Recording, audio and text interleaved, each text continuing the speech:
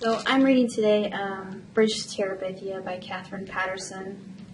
I think I was about 10 years old the first time I read it, and it pretty much destroyed me. I was inconsolable.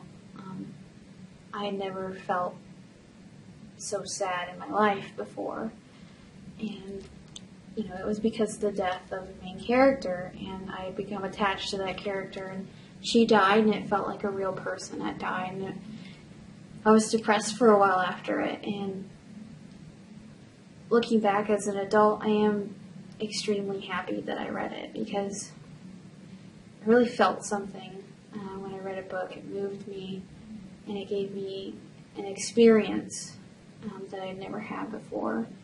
And I think a lot of people are scared for their children to feel that way. I think it scared my mother that I was that upset about the book. But I really feel like it made me a better person. I could empathize with the book. So I'm going to be reading a passage, and it is the part where Jess is told that Leslie has died.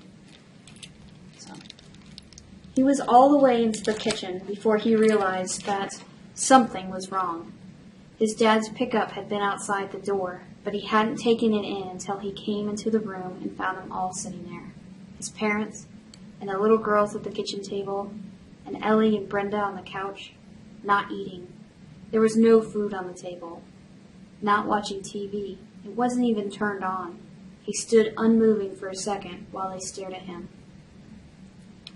Suddenly his mother let out a great shuddering sob. "Oh my God. Oh my God."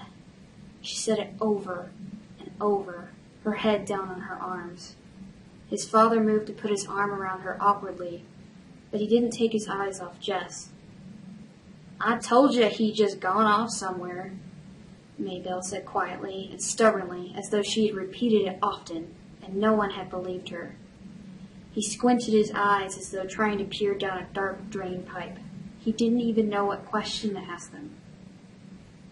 "What?" he tried to begin. Brenda's pouting voice broke in. "Girlfriend's dead, and Mama thought you was dead too.